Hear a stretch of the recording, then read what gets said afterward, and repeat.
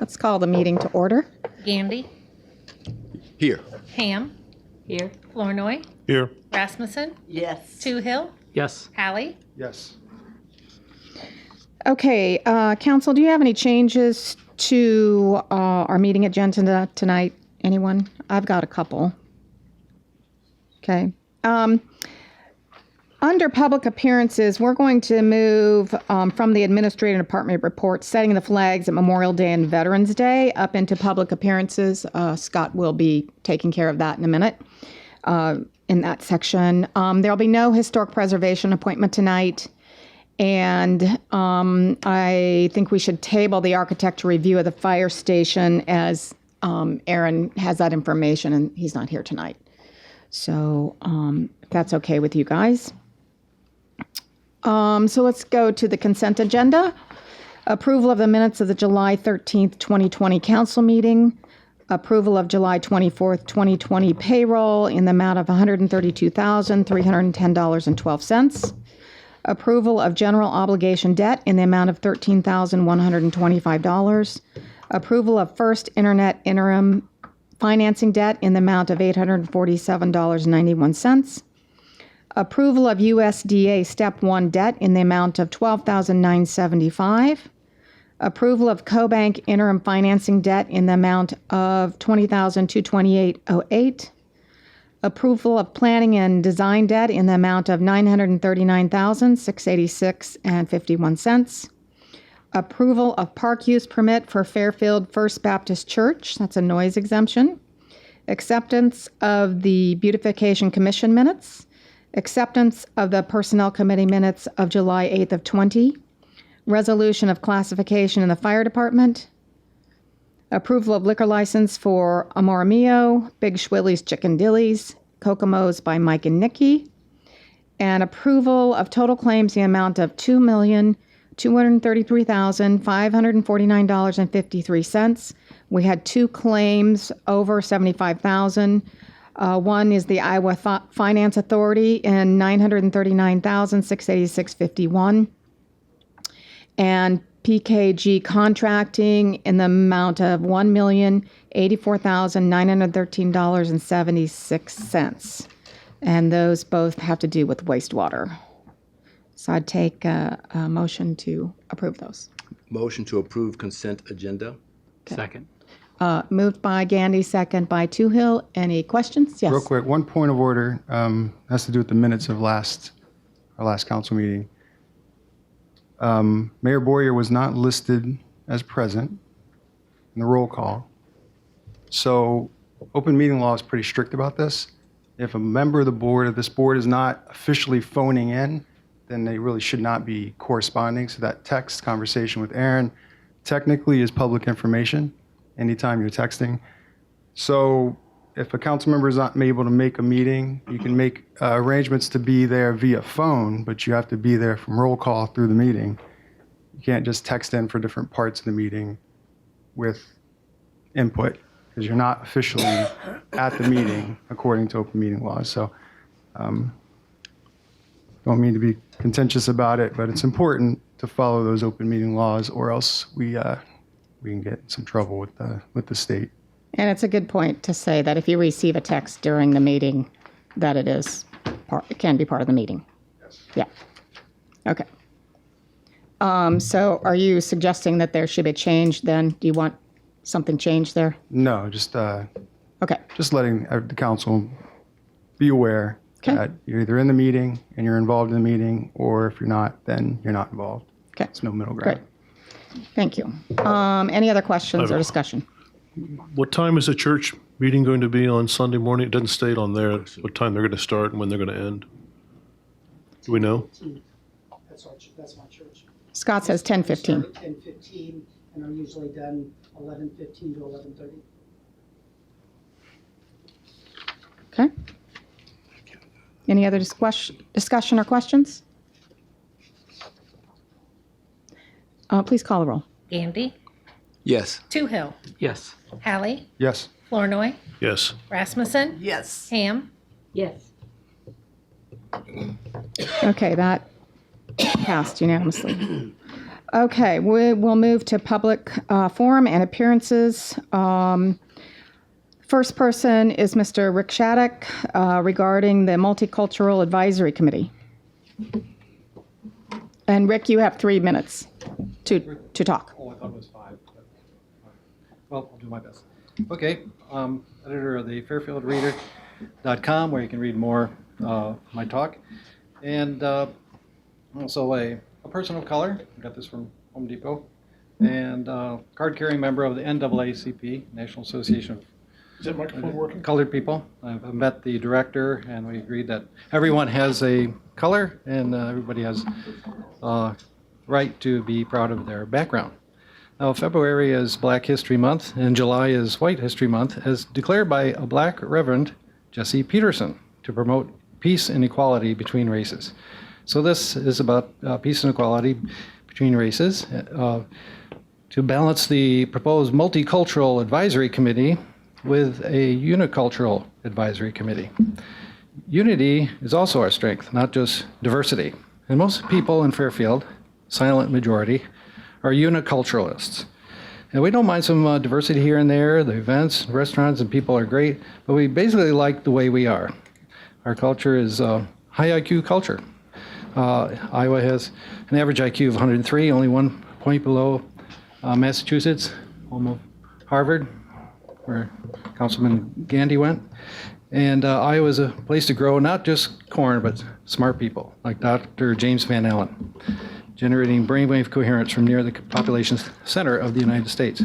Now, unicultural countries, to say something on their behalf, Hungary, Poland, and Japan have low crime rates, plus a high birth rate. There's high mutual attraction. Mormons, Amish, and Muslims often have 8 children. They like who they look like. That's why they call it like. Japan came so populated they had to make a law against more children. So sadly, multicultural marriages statistically end more in divorce and have fewer children. Now, now when talking about shared culture, not skin culture, like shared culture and living in accordance with the rule of law and respect for our police. Wisely, Fairfield didn't get into allowing Black Lives Matter or any other message on the street. And the message is kind of divisive. It's kind of bullying to insist, hey, my life matters. Say it or else. Say it like you mean it. Say it on your knees. New York Police Chief Torrance Monahan took a knee with the protesters. That night there were more riots and looting. So appeasement is not the answer. And so also it's best that the council stay out of racially divisive issues. So now everyone agrees Black Lives Matter. Blacks do better in the United States than billionaires, Oprah, and... Your 3 minutes is up, so can you get Already? to your last point, please? Okay. Well, I would say the most important is one of the requests that Obama's pledge for all mayors to sign, or else he'd be called racist, is a review of police force policies. They're targeting the police. The police are not the problem, according to the silent majority. The criminals are the problem. And a Fairfield High School wrestling team can put a headlock on. So why not the police? So we should err on the side of safety for the police. Only criminals want the ban on the headlock. I wasn't a wrestler, and I was in plenty of headlocks, and my head is fine. Mike may disagree. But we should err on the side of safety for the police. And so Lincoln, Nebraska's Mayor Baird said she signed the pledge to Obama. And what happened? There was $10 million of looting and rioting. So signing these pledges is not the answer. Another city council, Asheville, North Carolina, approved reparations and encourages every city council to do that. Well, since the 1600s, Africans caught the Africans and sold them to Arab have an slave objection. traders. Would wish Yes. He's please. off topic. According to Yeah. Yes. his request, you want to talk about the Yes. Multicultural Advisory Committee. Yep. Yeah. He's not So- talking about that. Right. So All if you right, so have I a would- point, make it. You have 15 seconds, and Okay. then All right. that's it. Well, I would like to be on that multicultural committee. I'm a person of color. Or we should have a uniculture advisory council for the status quo, and I say the silent majority. And happy White History Month. Thank you very Great. much. Okay, our next public appearance has to do with our project update from Alex Potter, McClure Engineering.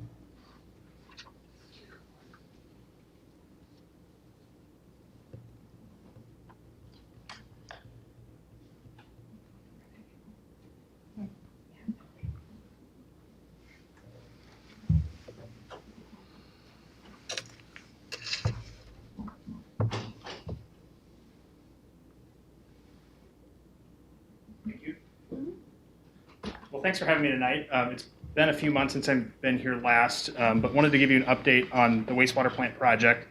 So earlier in the consent agenda, you guys approved payment for PKG for a little over $1 million. Part of that payment was for a partial release of retainage associated with the project. It feels like the project has been going on for a good amount of time, and it really has been. But we're at the point where the majority of the work is substantially complete. So I think you have a resolution following this to accept the project as substantially complete. But we're here to report that the original scope of work has reached that level.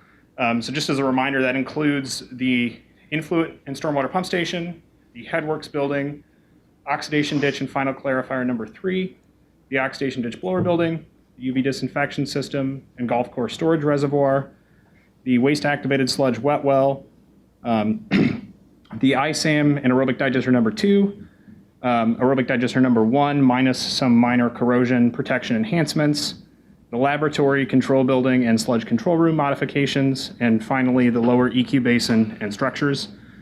So there's just been a lot of work that's been completed, and this work was completed kind of over the course of the last probably 8 months.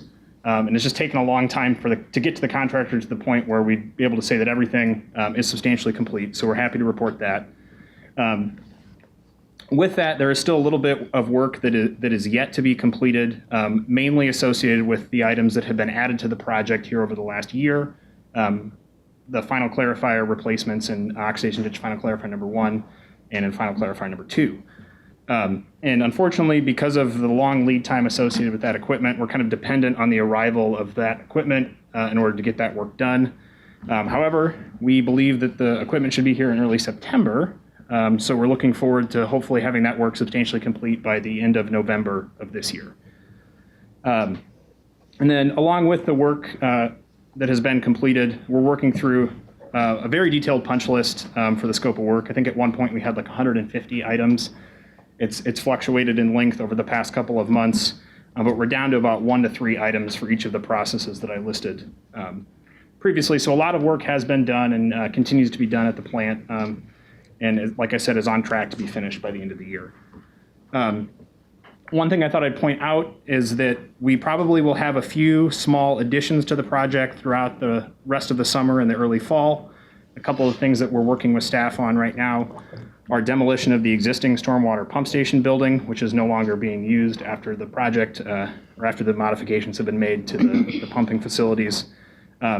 Adding some cleanouts on the sludge transfer force main to help improve operability for staff, and then some adjustment to unit price items for as-built quantities. So you may see a couple of more change orders come before you here over the next couple of months as we work through those items, but nothing should have any impact on the final completion schedule. So just kind of to touch base on where we are in budget, I think most importantly, when the project first started, we were really concerned about the budget. We've done a pretty good job of managing that through the construction process. So we originally had a $21.5 million construction contract, and right now I think we have added just over $660,000 to that $21.5 million budget. But a lot of that includes those extra items that I mentioned associated with the clarifiers. So happy to report that we're largely on budget for the project. A couple other highlights. So it's possible, depending on how quickly the work progresses this fall, that there may be some warranty work like seeding and site restoration that gets addressed next spring, possibly due to seeding windows if they don't get all of the grass planted around the oxidation ditches here this fall. May have to wait till the spring. But I think all in all, we're on track to having a grand opening next spring. I know I was here probably about a year ago saying that maybe that would be this summer. Unfortunately, it's not, but we're getting closer to that point, and that's pretty exciting. Wanted to thank city staff and the wastewater operators for their continued collaboration and patience throughout this project. It's been a very long process. It's been difficult, but I think the end result is going to be a massive improvement, and it is really exciting for the city. So that's really the wastewater plan. I guess are there any questions or any items you want me to discuss in particular? I'd like to, thank you for your patience too, because I know you guys ran into a bunch of stuff you didn't expect. And speaking of that, I know Aaron's not here tonight, and I have no idea, and I don't know if I'm opening something I shouldn't, but did everybody sign off, or is everybody happy with, I know the golf course had some issues. I believe that issue has been resolved. I guess I'd leave it maybe more to Melanie and Aaron to confirm that. Aaron, okay. Yeah. All right. I believe that the kind of disagreement over the force main and rocks in the force main, I believe that's been resolved as far as I understand. Great. I think that was handled by the contractor and the golf course directly. Good. Okay. Anything else on the wastewater plant side of things? When was the original completion date? Yeah, so the original completion date was for the fall of last year. I think the final completion date was September 12th, 2019, I think is the date that sticks out in my head. As a result of kind of taking a long time to get the project started, we really lost almost a full construction season. The work, we bid the job, I think in February of 2017. Ground didn't actually break until, I think, late July or August of 2017. So we lost a lot of that 2017 construction season. So we ended up adding, I think, 3 months onto the project, and that pushed the completion dates back to this winter, or I guess earlier this year, January 12th, I think was the date of 2020. And then we added separate completion dates for this final clarifier change order stuff, knowing that it was going to be a longer lead time for those items. And I believe, Alex, in your letter, you mentioned there were several things the city asked of the project. Yep. Asked of your firm. That pushed the date further back. Yeah. We added the final clarifiers was really a pretty large scope change. I think the total change order value was roughly $600,000 for the items that were included with that, and that included some additional engineering that we had to do, a lot of submittals, and that process takes a while. And that equipment is made to order, so you can't just go to off the shelf and buy 2 new clarifiers. It's like a 6-month process to get those fabricated. Alex, I know there were some delays on the contractor side. Yep. And I know that they raised our expense for interim financing by adding additional cost. Does your pretty much in budget number include those interest costs that we incurred because the contractor took longer? You want to answer this one? Yeah, Melanie's more of the budget gatekeeper on that side of things than I am. So when we did the last report we gave to you on the schedule of the wastewater treatment plant was pre-COVID when interest rates were higher, and now actually our interim interest rates are so low that it's not costing us anything for the delay.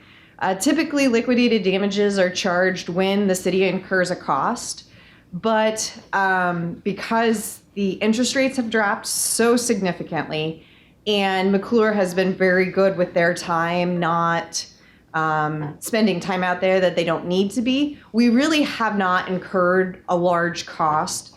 Like I said, our last update, we were expecting to see a lot larger costs on our side for the delays.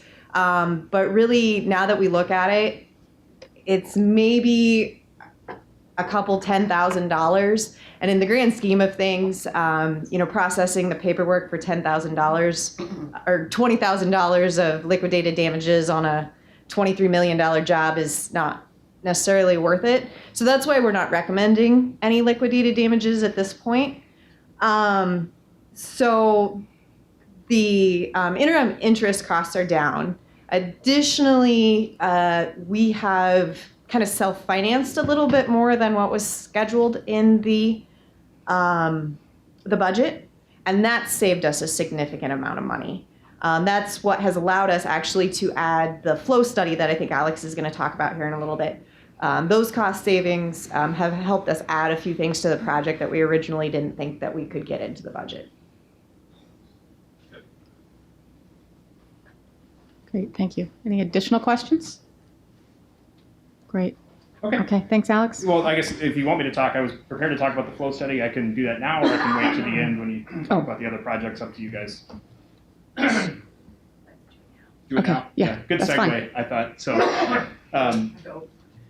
I think Melanie's been giving you some periodic updates about the secondary flow monitoring study, but we installed flow meters in late March, kept them in the ground for just about 3.5 months. We pulled them out of 12 locations 2 weeks ago, I think today, actually. And so we're in the process of analyzing the data that we got from that flow study, analyzing the flow and the rainfall data and trying to compare that to the study that we did in 2012. So preliminary indications are that we actually had a little bit of a wetter spring period this year than we did in 2012. So we experienced one storm that was kind of in between that 1 to 2 year return period, meaning that the annual chance of it occurring is about 100%. Well, you'd expect it to occur every 1 year, 1 to 2 years based on the size. We also had 2 of the 6-month to 1 year storms, and all 3 of those storms were larger than the events that we had in 2012 when we originally did the hydraulic model. We didn't get any, what I would qualify as big events like that 5-year event, that 10-year event, or larger, but we got a lot of good events for our model, which is encouraging. The big takeaways kind of from the data that we've seen so far, the grease lightning lift station is undersized and is going to require improvements. We knew that kind of going into the study. The whole purpose of the study is to figure out exactly what the scope of those improvements need to be. So that's what we're working through at the moment. Additionally, we're probably going to have to look at improvements for additional capacity within the West Interceptor sewer, which feeds the grease lightning lift station. In various storm events, we saw that sewer completely surcharging.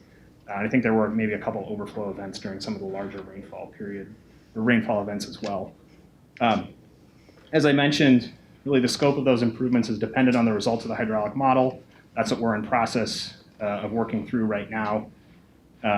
We plan to review kind of our preliminary results with staff here next month in August.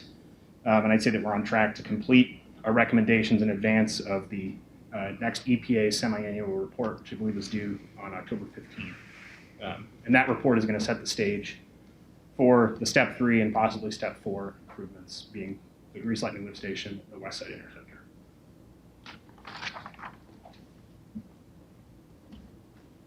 So I guess we were hoping that, all of the rehab work that the city has done over the past several years is going to totally eliminate the need to do those improvements. Unfortunately, it doesn't look like it's going to be the case, but we did see fewer overflows this year with bigger storms than we actually did a few years ago. So there has been a considerable amount of progress made in terms of overflows. So that's positive. Great. Any questions? Just when did you say that the EPA semi-annual report's due? Yeah, it's due October 15th, I believe. Thank you. So that's the deadline that we're working up against to make sure that we have an update to provide the EPA, which they're expecting. Okay. Anything else? Well, thank you very much for allowing me to give you an update. Great, thank you. Thank you. Scott? Setting the flags on Memorial Day and Veterans Day. Thanks, Mayor. I think most of you remember this past Memorial Day with the COVID pandemic going on. There was a rumor that the flags weren't going to be set up in the square. That's one thing that is dear to me. Our square just looks awesome with those flags up the 2 times of the year. So I got together with some people. We social distanced the best that we could. Councilman Halley was there with his son, and we had groups of 10. Hopefully that's not going to be needed going forward, but we had everything up in just under an hour. It was mentioned by someone that possibly the city workers could take over the duties. first thing in the morning when we come to work. The VFW would still get the flags there for us, as they always have. They would pick them up, and we would be there to, put them away, put them on the trailer. So the VFW would still be, help out in that aspect of it. I did talk to all the department heads. I just talked to Chief Thomas tonight. He's the only one I hadn't got a hold of. All the department heads are in favor. And if you guys approve us doing this, we're looking at less than, I'm sure it would be half hour to 45 minutes first thing in the morning when we put these up, and about the same time when we take them down. With the workers' schedules, it may mean that the flags have to be up an extra day, which in my thinking is not a bad thing because, like I said, our square looks really good with it. But I'm just here entertaining the idea and wanting to know your thoughts on that. If the city workers put the flags up on Memorial Day, took them down, and then Veterans Day, the 2 times of the year that the flags go up in Central Park. And I do have Paul Reapy from the VFW here if anyone has any questions. And the public could help you as well. Absolutely, you bet. We talked about this after the last time, and I think it's a great idea. My only concern is public employees working on a paid holiday. That's why we would probably, like I said, they'll either be up an extra day. They'll either go up a day early. Stay up an extra day. But once again, Tuesday. The way our square looks with those. So you're just asking us for this permission so that you can get them up faster and down faster. It's just the VFW's membership obviously is getting older. Declining, yeah. They're always asking for volunteers. People's lives are crazier than ever. It's harder to get the volunteers, and this would just give us a surefire way of knowing that they're going to be put up and taken down. I would move that we agree to Chief Vaughn's request. Second. Okay, it's been moved by Flournoy, second by Gandy to approve this request. Any other discussion or questions? Rebecca, please call the roll. Flournoy, Yes. Gandy, Yes. Hallie, Yes. Ham, Yes. Toohill, Yes. Rasmussen. Yes.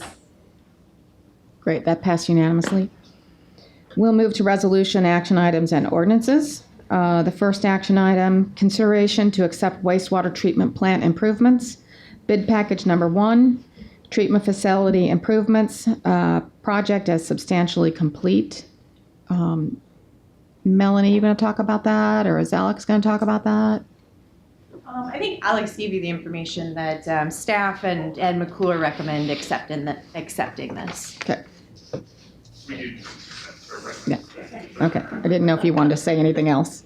Not unless you guys have any questions. Okay. Any questions? Okay. If not, we'll entertain a motion to approve. I'll make a motion that we approve the action item. Second. Okay. Moved by Ham, second by Rasmussen. Any other discussion? Please call the roll. Ham, Yes. Rasmussen, Yes. Toohill, Yes. Flournoy, Yes. Gandy, Yes. Hallie, Yes. Thank you. That was passed. Consideration of the City of Fairfield's disaster recovery plan. Now, I know Aaron has worked on this. Do you feel comfortable taking action on this, or do you want to table it? Do you have any questions for Aaron? Do you want to table it till Well, till when next? did it get written? Pardon me? When and how did it get written?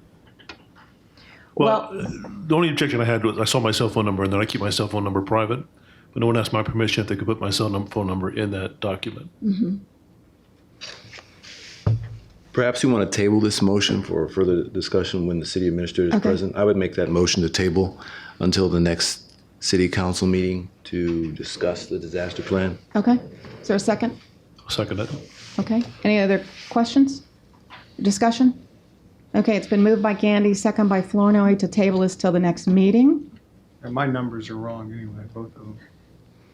I don't know who they're going to get. They call And there are a it lot of blanks in there too. So, I think we should have more time to look at it and Okay, make sure. great. Please call the roll. Gandy, Yes. Flournoy, Yes. Hallie, Yes. Rasmussen, Yes. Ham, Yes. Toohill. Yes.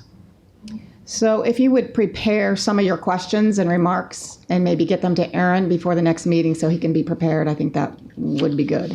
I do know that a lot of it was written this spring. Because I know at one point I reviewed it and gave some suggestions. Did it come up So- with a template that's prepared by the state, or? Oh, I think he got a template from another city, actually. The name is at the very bottom of the, Oh, where it came from. Independence, Iowa, I do believe. Yeah, Because Independence, Iowa was in the Yeah. plan. yeah. Yeah. Yeah, so if you see any typos like that, let them know. Okay, great. So we will table that till next time.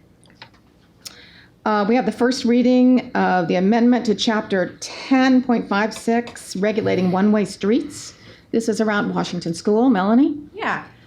So the new principal at Washington Elementary submitted this request to Aaron and I.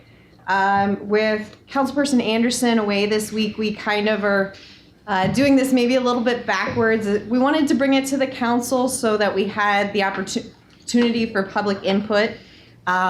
This resolution or the ordinance would need to be passed at the next council meeting in order to get it enacted by school. And we just didn't have time to have a public safety meeting to discuss this first.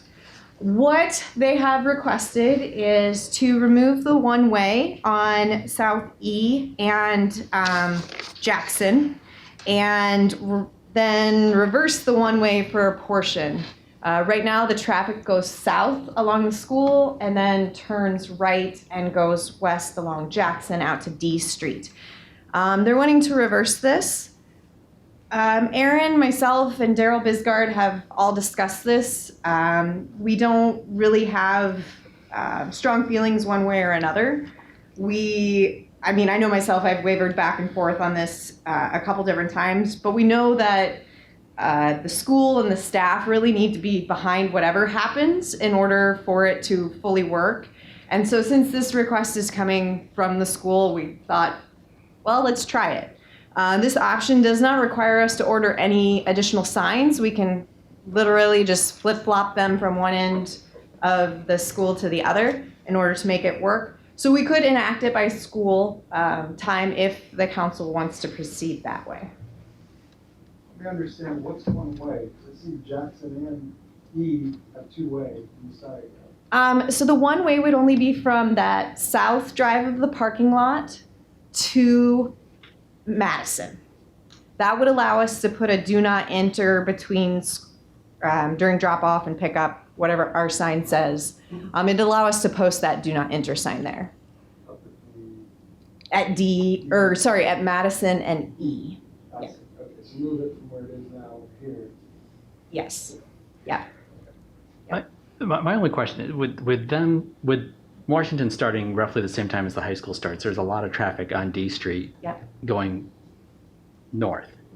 Is it going to back up with people trying to turn left across traffic onto Jackson? Is that going to be? So that's my number one concern. D is narrower than Madison. Yes. And that's why I... and faster. Yeah. Whether it's posted or not, right? Right, Yeah, exactly. Yeah. That is my number one concern. But I go back to neither D nor Madison is a really good street during drop off and pickup. I mean, there's not an ideal solution here. So that's where we look at it of, well, we can try it, and if the bottleneck at D gets to the point where it doesn't work, we can go back to the way we had it. I did measure or estimated that from D Street along Jackson and up to E, before you turn into the school's parking lot, there's room for about 45 cars to back up in that distance. There's room for about 60 cars along Madison until you get to Maple. So it's not a huge difference. There are times where there are 45 cars or more waiting in line. With the school year, we don't know if there's going to be more parents picking their kids up or less parents, and That's true. it's really an unknown at this point. But like we said, Madison and D both have their concerns. I'm not as worried about as many cars backing up as I am people misjudging the speed that the drivers on D Street are heading north that they're trying to turn in front of. Melanie, do you know if this is a traffic flow that's preferred by the school's insurance carrier? They reviewed it. We had given them a couple different options, and out of the stuff that we presented them with, this is the insurance company's preferred option. They had actually more concerns about the speed on Madison than the speed on D. Again, Madison's wider, which keeps you from having bottlenecks, but it also gives the drivers a perceived ability to go faster. So like about every different opinion and thought process has been expressed, and we don't really have a solid answer. I guess what I would like to see or suggest is to pass the first reading, but then send this to Public Safety Committee. The new principal could be present for that upcoming meeting and discuss some of these things further. Like I said, trying to get this done before school, we just we wanted to get it out to you before we've had a deeper discussion with the committee. So the residents around the school there, are they just being notified through public media? Okay. Yeah. But not like letters to the home or anything like that? Okay. I think the only thing I worry about D is there's more traffic that turns up coming and going on D from like even when it comes across on Fillmore from Keosauqua and, you know, down south. D carries an incredible amount of that kind of traffic, not even school traffic. Yeah, through traffic. You know, I mean, it just seems like we have more trucks and more equipment and more things like that that really, not even people picking up or dropping off, you know, children, but just D Street is almost unbelievable anymore. How much it's almost turned into a, you know, throughway, I mean, of everything, because everybody stops and comes across Fillmore and then up D or down D, you know. Yeah, and I believe this is the third school year of the Great Alike, and I know that's changed the traffic patterns around the schools. Right. And I think it's just, we're still trying to find the best way for it. And it's like you say, maybe the thing to do is to try it and see, and if it really sort of backs up and causes problems, have to go the other way. Yeah.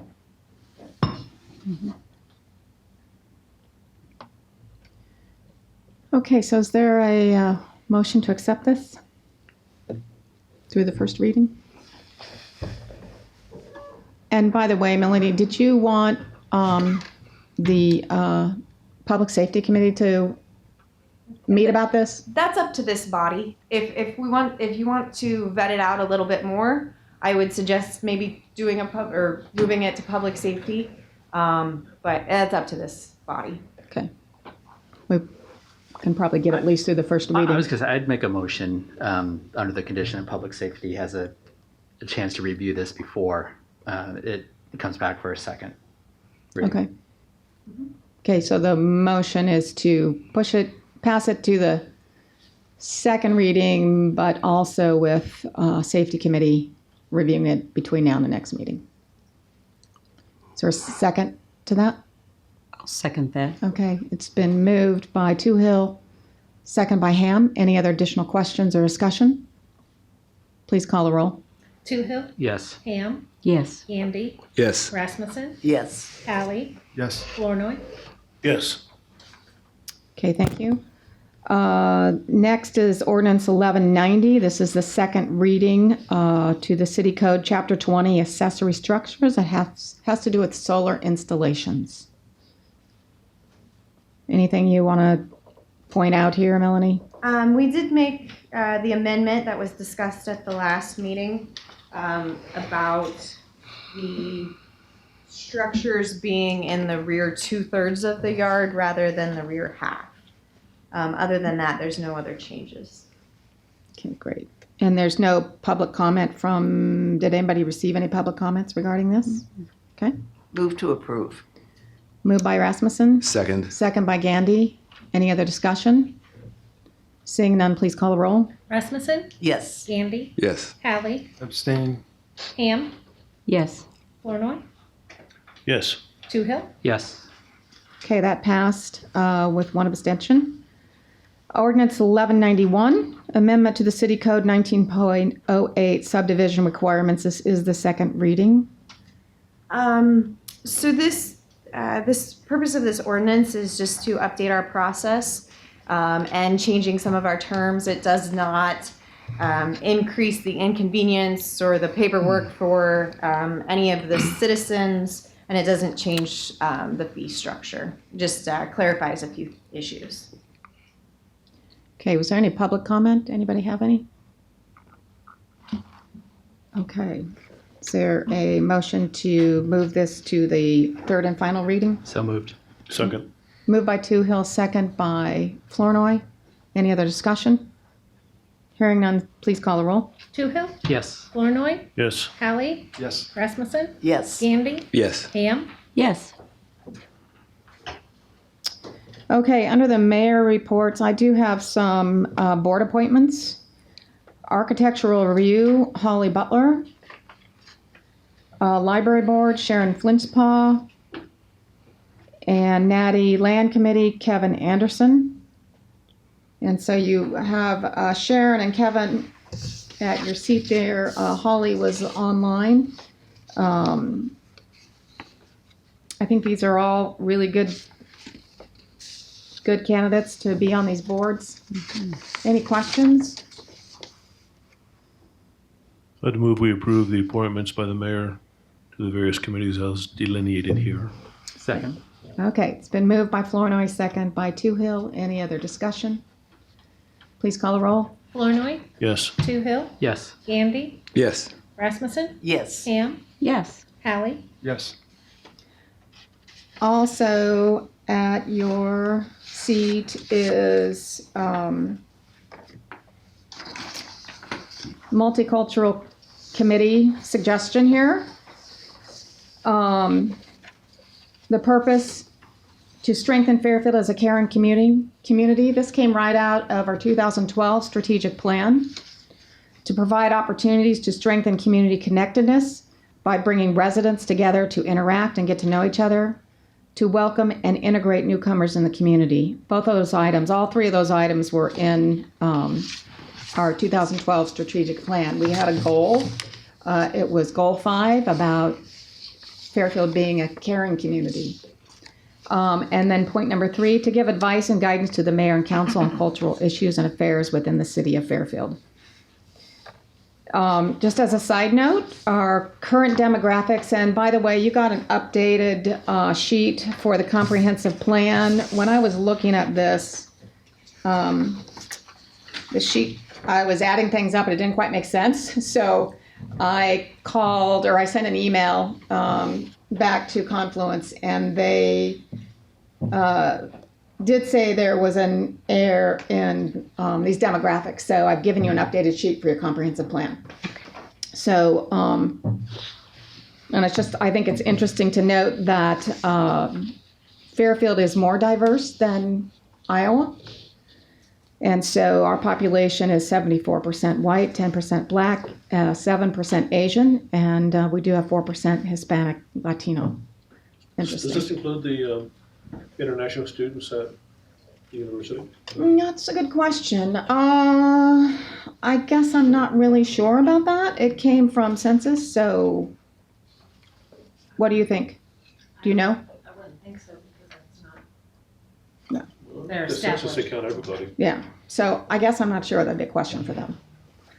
But those were new stats. So so what I'm asking tonight is that if you're to approve this committee and its purpose, I have been working and talking to several members of our community that want to participate, and I anticipate that I'll have all of those names ready for you to hopefully to approve next meeting.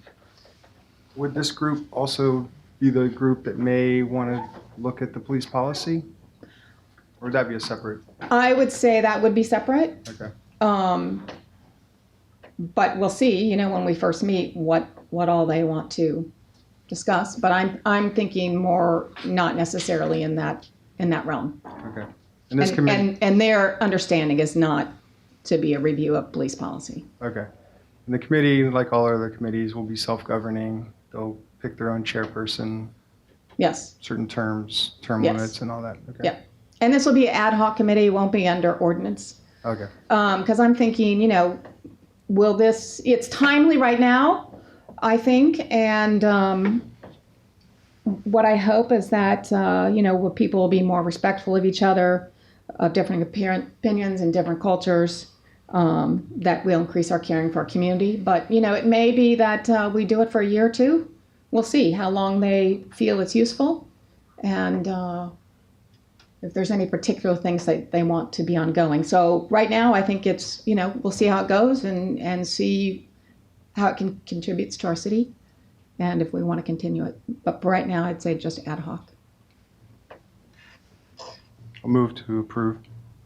Thank you. Is there a Second. Second. Okay, it's been moved by Hallie, second by Toohill. Any other questions or discussion? Not, please call the roll. Hallie, Yes. Toohill, Yes. Pam, Yes. Flournoy, Yes. Rasmussen, Yes. Gandy. Yes. Thank you. I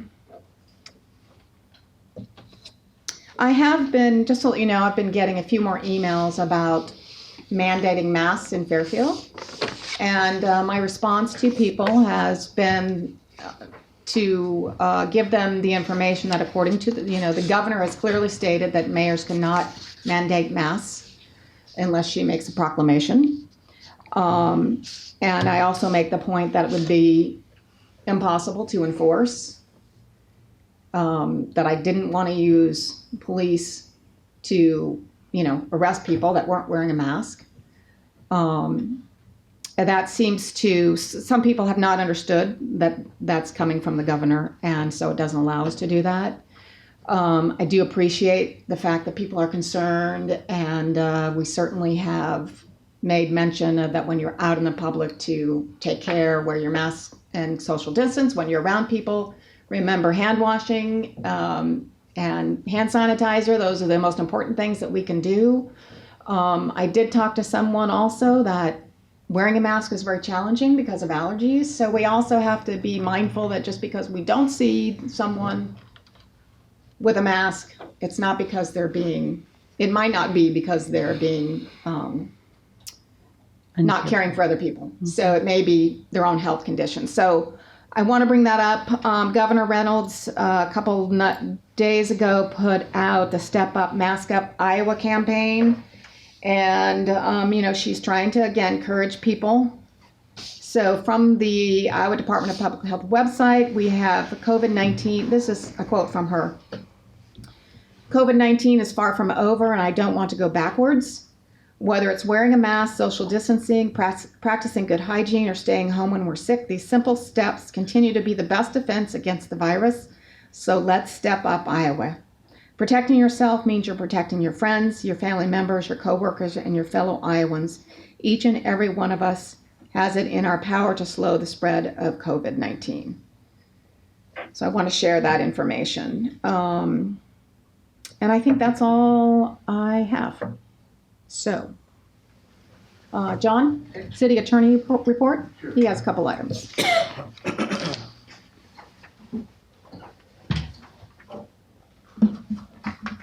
Just to add a little something on your mask comments, Your Honor.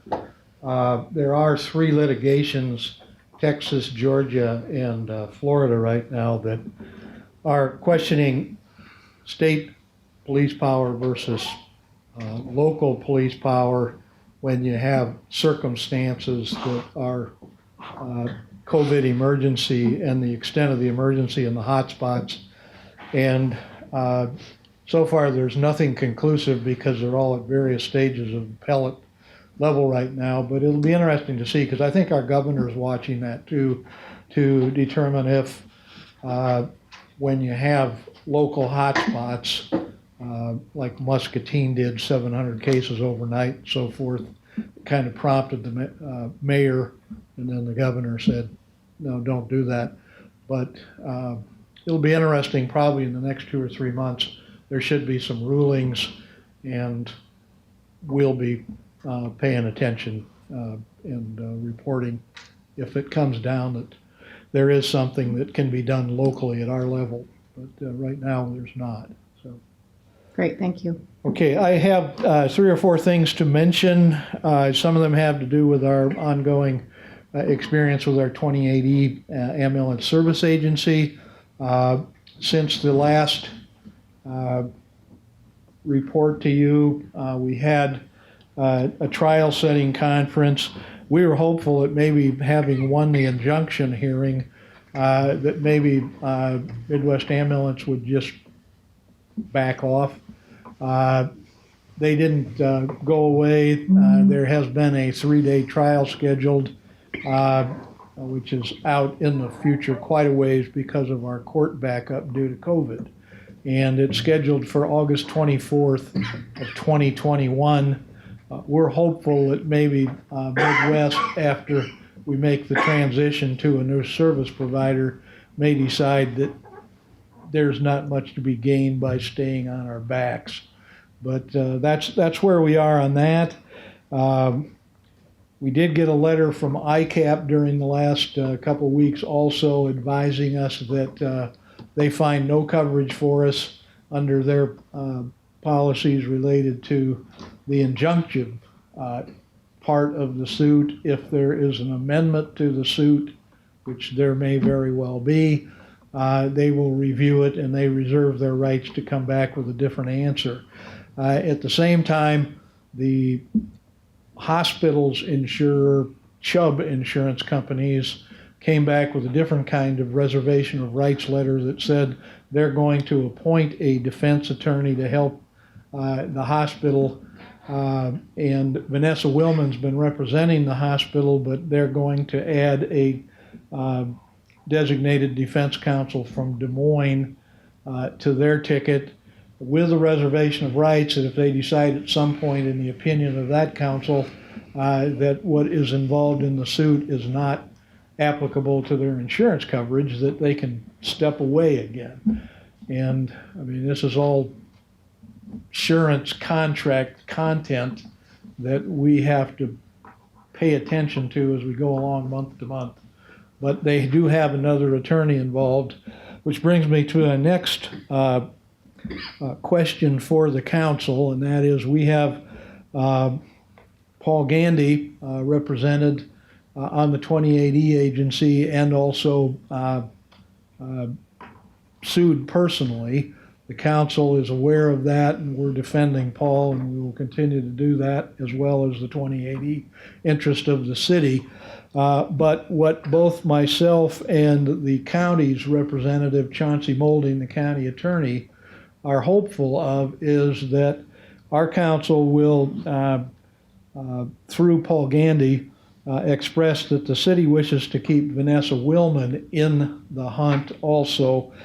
She has been involved for the last 3 years on things that have to do with the contracts and the interpretation of the contracts that are involved in this litigation. The attorney from Chubb Insurance, with all due respect, she seemed like a nice person, but I don't think she's got a clue about anything yet, and it would be a mistake for them not to have Vanessa involved in this. It shouldn't cost us anything as a council to continue to have her remain, and this is something that Mr. Gandy and Lee Dimmitt would have to, as well as the hospital, I think is strongly in favor of having Vanessa continue alongside this other attorney. But if we pretty much have a united agreement that she should be in this, the 28E agency has approximately 80 grand in their kitty, some of which can be used to help with her costs because Chubb won't be paying her costs. At this point, I think she may be most beneficial as far as some of the background she has as far as the contract drafting. Other than that, I'm just hopeful that maybe if you want to add something to what I said, Paul, that you will consider directing Paul to indicate that we're in favor of that, keeping Vanessa on the team. Absolutely. Vanessa's worked really hard. I think she was a primary drafter on several of the documents that are involved in the litigation. She was primary drafter, one of the primary drafters in drafting the agreement we now have with CARE.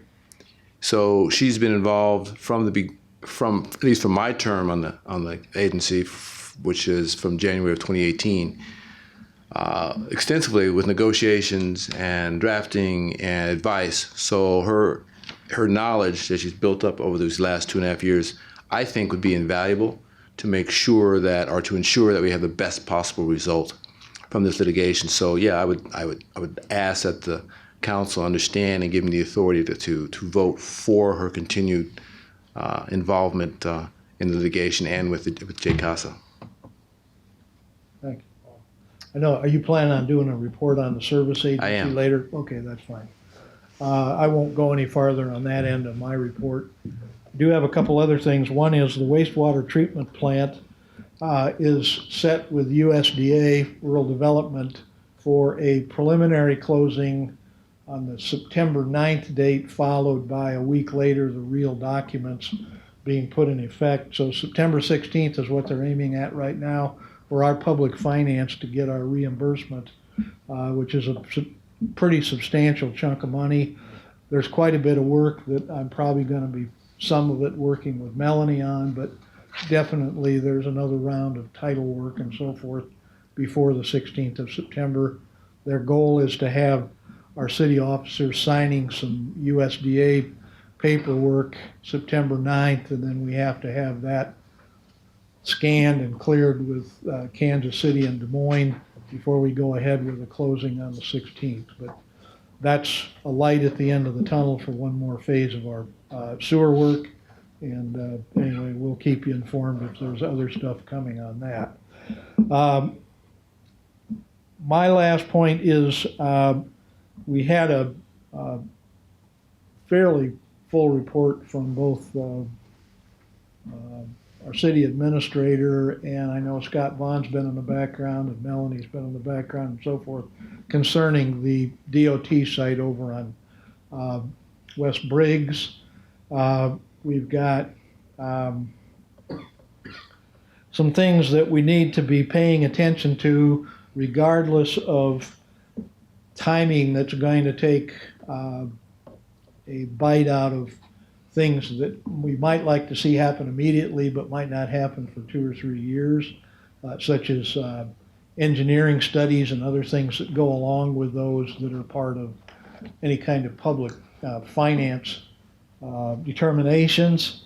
That site, as far as our public finance attorneys in Des Moines is concerned, may or may not be part of a larger project as far as the costs of a new fire barn, fire station, things that are envisioned out in the future but aren't studied yet. So while we're doing the studies and the determinations on whether this is in the best interest of the city or the best use for that site and so forth, what we're going to need to do immediately, just to keep it within the realm of what we can do for public finance and recapture and reimbursement, is over the next 3 or 4 council meetings, we're going to bring you first a resolution to set a hearing on doing a recapture or a resolution to reimburse for the purchase of that site.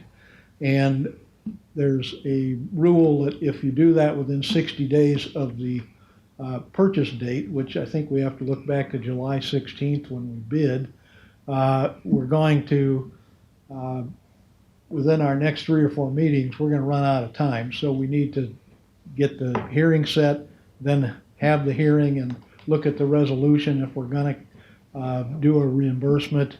And then we may be sitting on it waiting for quite a while as far as architectural engineering studies and other things that go into deciding if that's the right site, what the timing would be, and what the cost should be. But we'll bring you back something at your next meeting to start this process. And the whole idea is that that purchase price that we paid could be wrapped into a public finance package, which ultimately may turn into one of a couple types of forms of financing questions that we may have to take to the voters, either a reverse referendum or a outright bond issue vote for that public facility.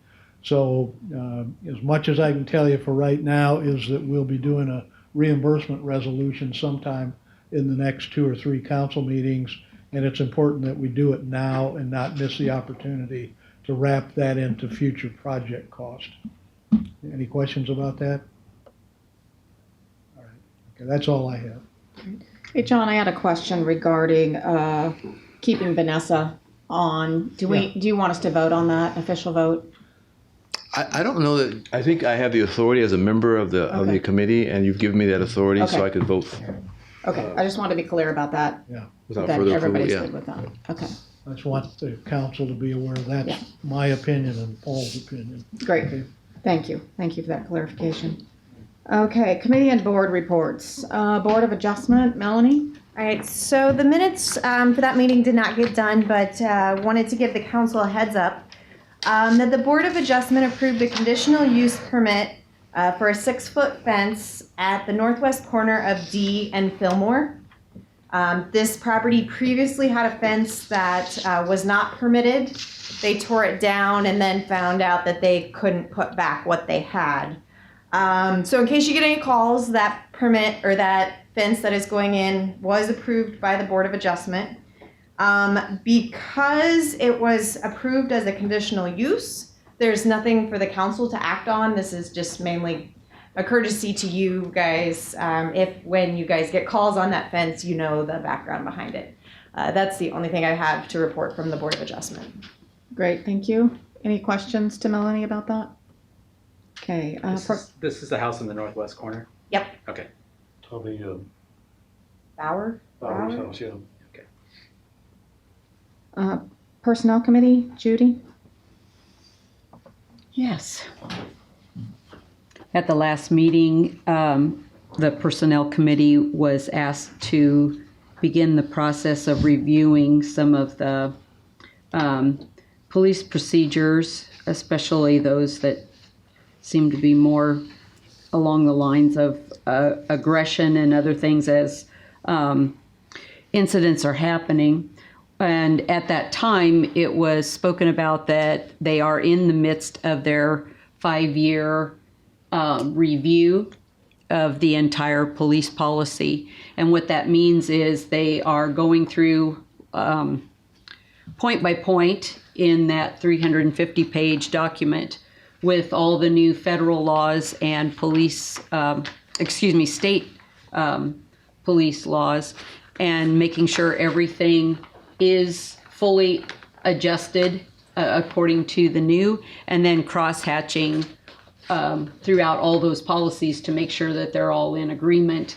Because, you know, as you begin to change one thing, you change processes of financing and also then just who's responsible for what. So in that process, we have chosen to allow them to finish that work, so that way the stuff that we're looking at, because it's very possible some things are still being changed, and we want them to finish the work.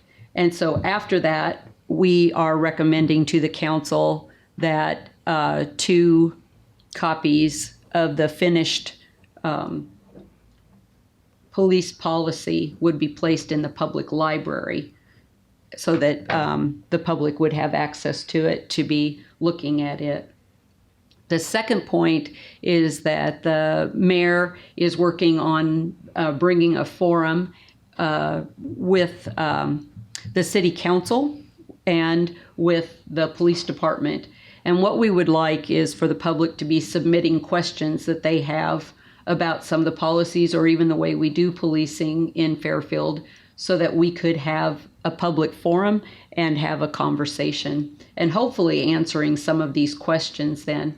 The reason we're asking for written questions is because sometimes these are based on law, and especially if it's new law, that way we have time to be bringing that documentation so people know that we're grounding it in some specific things, and then they can check both the Iowa law and the federal laws and things, and knowing those policies as well, so that our policies here in town and our practices here are in line with those things of bringing public safety and keeping our community secure.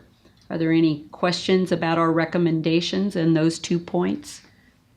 And we have not set a date or anything. Right. It's kind of based on, well, I haven't talked to Chief yet about it, any details yet at this point, and certainly will be conferring with Chris Estel before we would proceed. So we want to wait till it's a little bit safer time too.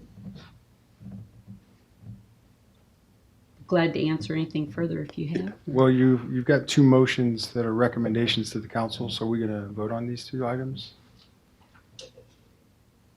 Yeah, we need a motion and a second. Well, yeah, the committee's recommending these 2 items. to the We're council. recommending those Yeah. 2 items, yes. So, yes, that in answer to your question. I was just wondering if there were any questions first so that we got those out of the way, but yes. Thank you.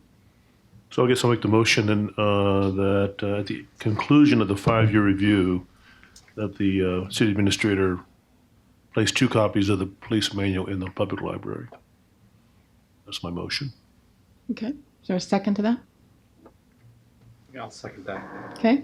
Moved by Flournoy, second by Toohill, that after the completion of the review of the police department, that 2 copies will be placed in the library.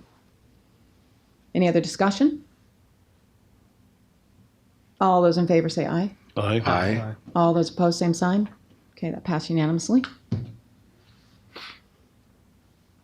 Okay, now your second point, your second recommendation. The second recommendation was about being available, the council helping you to do the forum. Also, you notice in the notes, it was about what it would be to $5,000 to $10,000 to have a facilitator come to do this.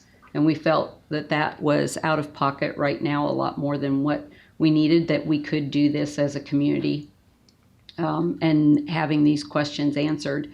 And so the council being available to help answer some of these questions also would be greatly appreciated.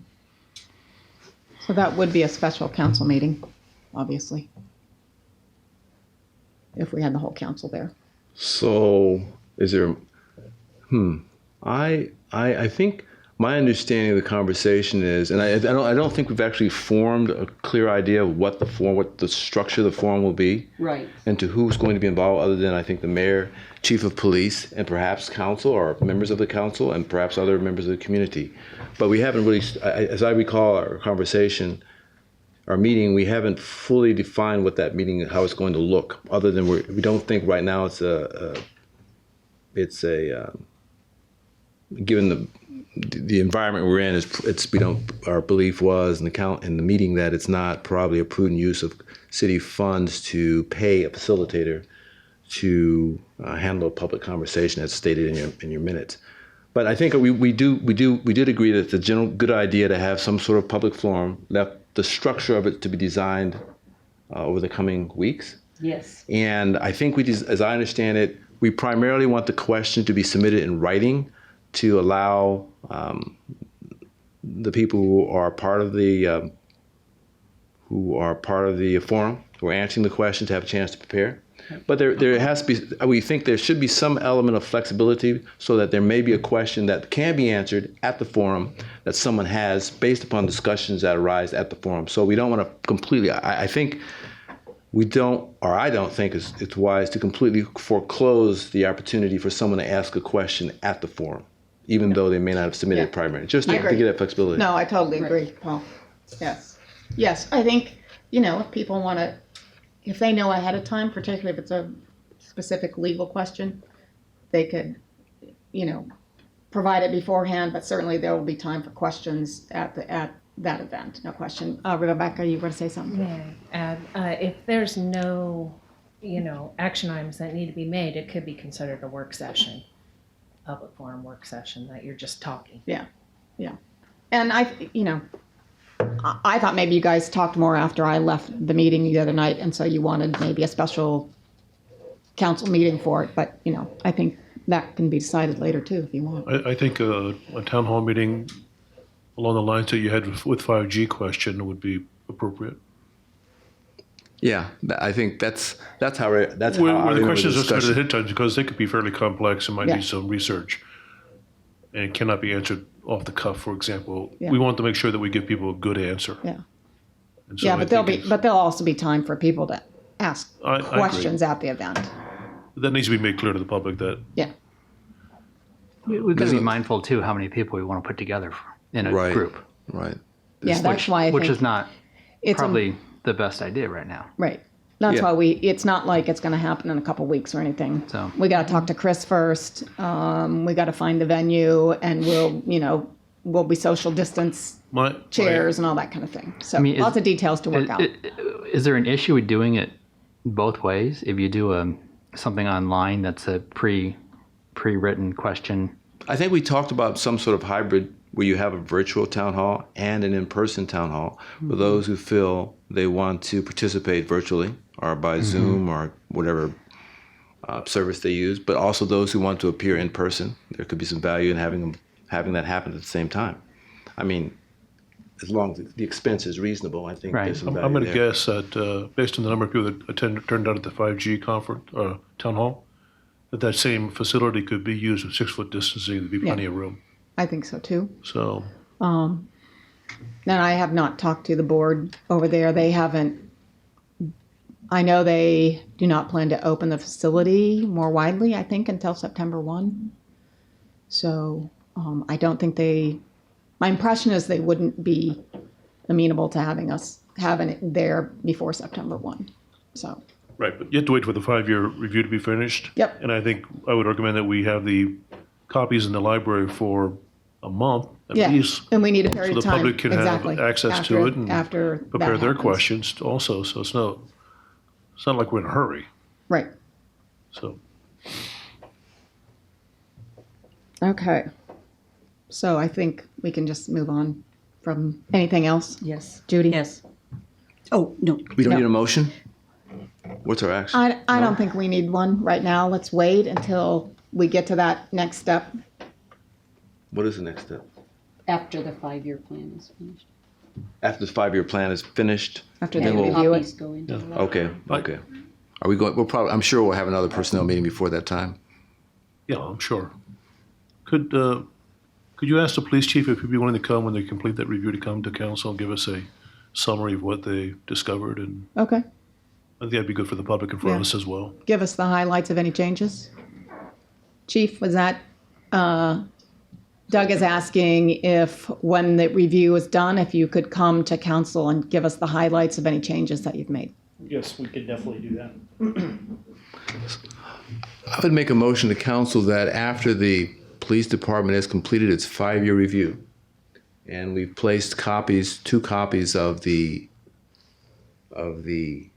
police policy. police policy at the library, then the council revisit the discussion of holding a public forum about police policy. Okay. Second. Okay. It's been moved by Gandy, second by Flournoy, that after the updated policies have been in the library, that we revisit the public forum. Placed in the library, yes. Okay, so we lost one of our members. Do I wait? Are those going to be retained in the library at all times, not available for checkout? That was our recommendation. Okay. We're asking that the city administrator would ask for that. I think that would be the best. I think it's a good idea. That they stay permanently there? Yes. Yes. Yeah, but they could probably check it out. Well, we can talk to Yeah. the librarian about this when it comes Yeah. to that point, I I think. think Well- that'll be awkward myself. It's a loose leaf booklet, Yeah. so if they have a policy they want to focus on, it's easy to get a copy for 15 cents. Yeah, okay. We did talk about having a copy here at City Hall as well. So we probably should add that. Okay.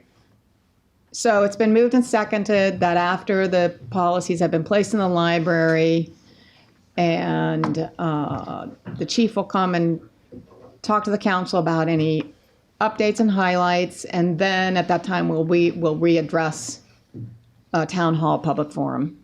Okay, so you're amending the motion slightly, but you're suggesting that after the chief comes and speaks. Yeah, I don't mean to be amending the motion. No, that's fine. So I'm just saying, putting it in order. Friendly amendment, I accept it, but I think I understand it. The chief will come and speak. Yeah. At that same event, meeting, we'll discuss or revisit the idea of a public forum. Is that right? It's That's up to my you. motion. Okay, That's my your motion is that at the same I was just the trying to same get the right council meeting order. after the chief has spoken, we will revisit the idea, revisit the concept, revisit the idea of holding a public forum discussing policing policy. I'll second that. Okay. I do have a question. They say they're halfway through a 5-year review, so we're looking 2.5 years from now? No. Annual, 5-year, every 5 years they do a review. Perhaps you could ask the chief, does he have an estimated There's no time completion date? halfway to the next 5 5 years. years is the long process. It takes months. If we have full staff right now with 3 at the academy, Lieutenant Kinsella and I, who usually do most of it, are answering calls some of the times, a lot of the time. So it's postponed it even further. September, when we get the 3 back. Unfortunately, we're trying to do it. Officer Burnett is helping out as much as he can. He's on light duty right now. We keep getting interrupted though. It's usually a 4 or 5 month process to go through each policy. It probably will take that amount of time. We're hopeful, but it depends on the amount of emergencies we have, sir.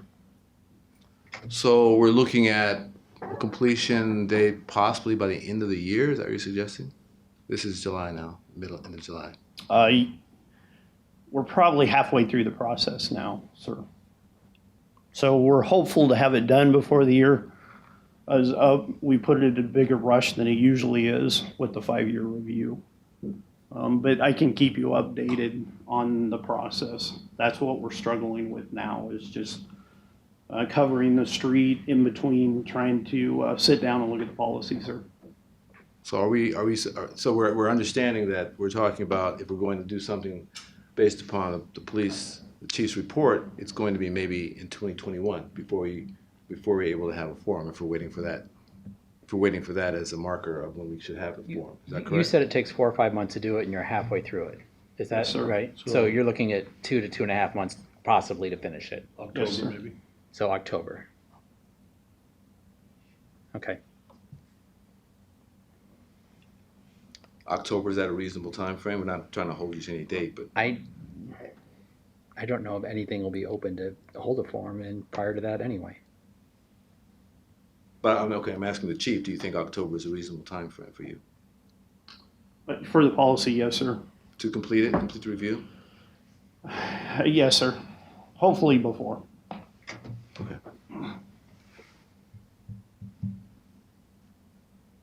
I don't have any further questions. Oh, okay. All righty. Okay, the ambulance service. Paul, do you have anything to add to? Did we call the roll on that one? Oh, I'm sorry. Motion and I'm sorry. second. Yeah, I'm sorry. Thank you. Thank you. Please call. Well, all those in favor say aye. Aye. All those opposed, same sign. Okay, that was passed unanimously. Thank you. Getting ahead of myself here. Paul, now do you have anything additional to add about the ambulance? I can tell by the way you phrased that question that my speech is going to be somewhat shortened. But what I wanted. Go right ahead. Okay. Well, actually, the substance of it is that I'm very proud to have been a member, and still am a member of JCASA. We have worked since I came onto the committee in January of 2018, and from that time until now, we have been working on trying to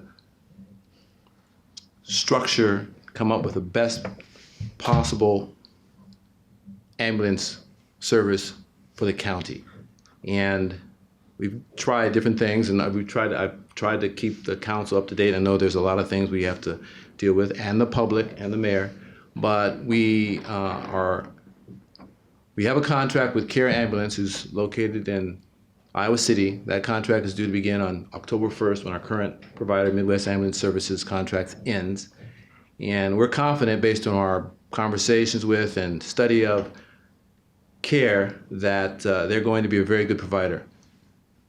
You know that. We've told you that we're pleased with the agreement. We think we're going to have a level of transparency and accountability that, unfortunately, we haven't been able to experience with Midwest, although we wanted to give them that opportunity when we were looking at a new ambulance service provider, and they weren't, at least from my view, they weren't willing to come through with that. So we have our provider, and our next step in the process was to, as you may recall, we were going to, as a committee, agency, purchase 2 of the 3 ambulances. So we met several times. I think sometimes the meetings were, would you say, John Morrissey, our city attorney, somewhat contentious. We had our points of view, somewhat spirited, but that's because everyone really cared about having the best service. We sent out an RFP, a request for proposal, several weeks ago. We had some quality responses. We even had one of the ambulance sellers bring 2 of their, they call them rigs, bring 2 of their rigs down for us to inspect this last Friday. It's 94 degrees outside, maybe 96 degrees outside. The city attorney was there, city administrator was there, fire chief was there, all the members of the J. Costa committee, including the Jefferson County supervisor, Lee Dimmitt, Julie Greason, the chair of the committee, the CEO of the hospital, were all out there in the blazing sun. We had Bob Kelleher from Bob's Automotive come over and climb underneath, get down on his hands and knees and go underneath the one of the ambulances to look it over. People rode in them, they looked them up and down. So we feel very confident that we have a very intimate knowledge of the ambulances we're buying, and at a fair price. We're going to be buying one new one and one used one because we're going to be able to cycle them out on a staggered basis, which is going to work out well for the city and for the county and for the hospital. But we think we got a good price. We think we got quality ambulances. When you see them, I think you'll agree. And I think our citizens, most importantly, our citizens will be pleased with the quality of the equipment, and I think they'll be our fingers are crossed, they'll be pleased with the quality of the service.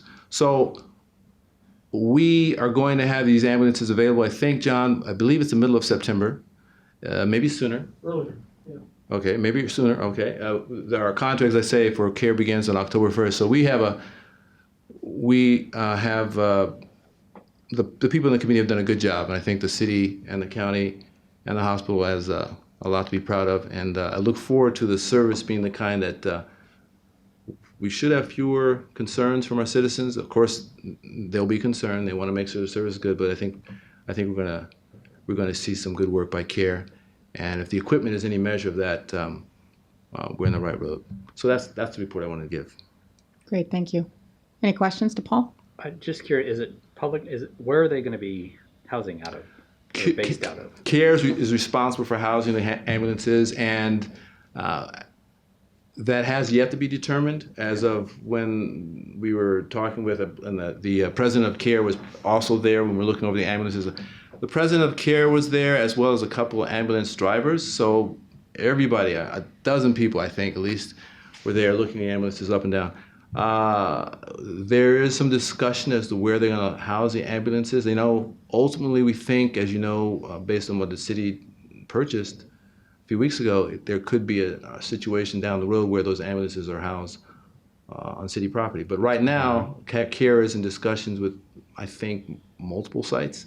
Exactly where, I don't know. I can't tell you right now. Are they still operating are they still doing transports out of Jefferson County? Care? Yes. Yes, I think they still do. I think, they still do. In fact, when we had the meeting on Friday to look at these ambulances, I think I saw a Care ambulance in town driving by. Yeah. Okay. Yeah. So yeah. Will these ambulances that we're purchasing be labeled J. Casa, or will they have Care's logo on them? I think, as I understand it, John, you can correct me if I'm wrong, they're going to say Jefferson County Ambulance Service provided by Care Ambulance Service, or Jefferson County Ambulance Service Agency, or something like that, provided by Care Ambulance. I believe that's going to be how they're going to be striped. So then Care will have one ambulance. Care will own one. Right. They'll operate all 3. Right. Right. And we think that gives us a little bit more. The reason we made that decision as an agency, we think that over time that's going to give us a little bit more control We hope that our relationship with CARE is a positive one. We hope that our relationship with them is mutually beneficial, but in case things don't work out the way we hope they will, we think they will, we want to have the flexibility to make sure we retain ownership of at least 2 of those ambulances. And so if we need to transition to some other type of service, it'll be easier to do so. That was the thinking there. Great, thank you. Any other questions? Okay. Let's go on to administrator and department reports. Melanie, she's got a project report. Yeah. So step 2 continues to progress. They have a fair amount of the pipe in the ground. They still have a lot of testing and manholes and such to be placed yet. So still looking at a completion date next year. I wanted to note that the trail through the Neff wetlands is open, but for those of you that are familiar with that trail, you'll notice that it's not back in the exact same place towards the north end. We know this. We are going to fix that. This is just a temporary path, so sewer work can continue, but the trail is open. So anyone who's concerned about that, that will be fixed. Also, the trail near Chautauqua Park, the loop trail, is closed to the 4 or 5 people who continue to go through the construction site. You enter at your own risk, but we appreciate those who are staying off of the construction site. I have one question for you. Mm-hmm. Trying to find that term, direct jacking. Yes. What's that? So it's not exactly boring.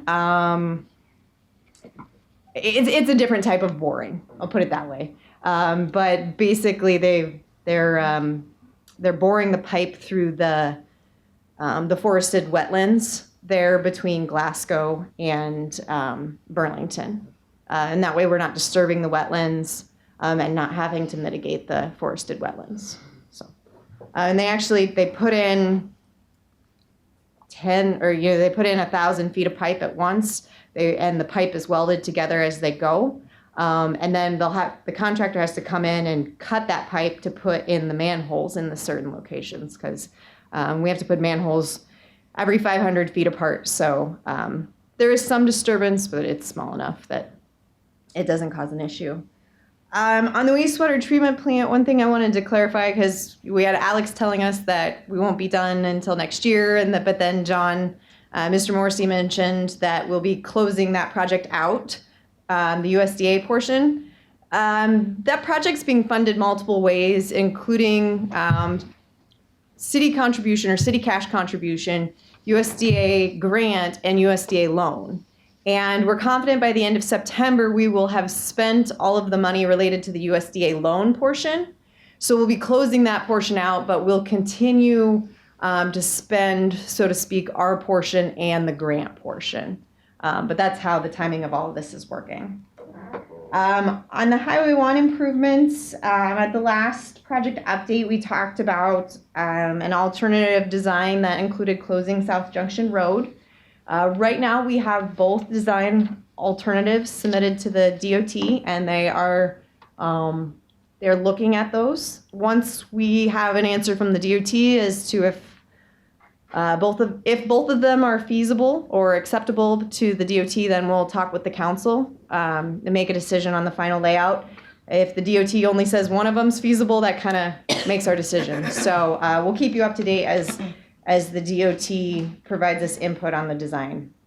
9th and Burlington, the concrete work out there on the sidewalks is complete, but there's a long lead time on the signal portions, so you'll see work kind of finish there for a while until the new pedestrian signals arrive. What about the high visibility across Burlington? I didn't know what that meant when I saw the layout, even though I helped you write the grant. Right. I don't know what I'm talking about, technical stuff. So is that different somehow than the normal striping that the city does? Yeah, it has a higher reflectivity than the regular paint. It's got more texture to it and stuff, so the light bounces off it better. Who installs it? The contractor will. That I don't know if we're going to do. I believe we're going to wait until the signals get up, because if we would put the new crosswalks in now, we wouldn't have the signals associated with it. So we're going to kind of leave the crosswalk that's there until the new signals arrive. I think the last one I wanted to point out that since my last report, I got two more. Since my last report, city crews have started and completed water main replacement on Carpenter from Highway 1 to Orchard Place. This was about 650 feet of water main. They're working on putting the customers over to the new line, but I wanted to say kudos to the city crews for getting that done. That's like a record amount of time, and the work was good, and the tests have all passed and everything like that. So good work in-house there. And then lastly, city crews have been working on replacing the alley between Burlington and Broadway and Court and B. The city's been trying to do a section of alley each year. They do this in-house as a way to make the dollars go farther. They've completed about half of the work, and so they'll continue on that over the next month. That is all. If there's any questions. Michael, surely you got a question. The basketball. Okay. Thank you. Okay. Anything else for the good of the order? Not, I'll take a motion to adjourn. Actually, I have one question. I'm sorry. And I may have been giving out false information here, but I've had a couple people ask me. I was under the impression that we were limiting public forum appearances to phone calls only until further notice. Are we or are we not? Do we know? Have we decided one way or the other? I don't think we've ever We've made had that both. decision. Yeah, we've had individuals, kind of up to them as long as they We stay have. 6 feet away. Okay. I don't think we were requiring people to call in, but they could call in. Well, I was if they kind of under the preferred impression that. we were until we were until like July 1st, and then we decided to extend it, but we didn't really say till when. So Yeah, I I think guess. we decided to extend this, but we Yeah. said we'd still let. we'd let public. Yeah. Okay. Maybe we never really decided. I don't think we decided explicitly. Do you have a concern, Tom? No, I have told a few people that if they have an issue with anything, that they need to call in or set it up with Aaron to call in. I was still, I guess I was under a false impression. I thought we were limiting. I actually to a prefer smaller people group as could be here possible. to talk to us, but I find it better for me. Yeah, I guess I was thinking that they could call in, they could come in, but we weren't opening up it to completely to the public to have, 15 people in the chambers, and we were staying in this formation for a little while. Okay. So, Do you want to make that something to talk about the next meeting or something? I mean, I guess it wouldn't be a bad topic to bring up again. I mean, it doesn't. Right. Nothing is on the improving side right now, so we probably should revisit it just to see, what we want to do to limit. and Rebecca and I talked about it a little bit tonight, and she said that Aaron was going to talk to Chris Estel at Public Health. So we don't know if that's taken place. So maybe let's see if we can find out more information, and then we'll bring it up and talk about it next meeting. Okay. At some point, we may want to have Chris come back. Yes, she is actually scheduled to come back at our next meeting. Oh, the very next meeting. Yes, That'd be a good our time to first talk meeting in about it. August. She that'd be great. is on the agenda. Okay. So, yep, and give us All right. give us an update. And do you want anybody from the hospital to come for an update? I think last time we had Chris and the public health nurse, and just so happened, the campus nurse Yeah, also that was there. even. accidental. Yeah, it was Happy not- accident. It wasn't planned. Yeah. If she could, I did speak with her, and you spoke with Ms. Estel, and I've also by message communicated with her. I think they worked well together. They spoke well together, and the campus nurse would be willing to address again. So, if she could come at the same time, it'd be great. Okay. Great. And I saw on Facebook a county supervisor meeting where they said there were plenty of ICU beds and plenty of PPE available in the county. So, Yeah, I mean, I'm sure Chris could have told us that also, but I think so. Yeah.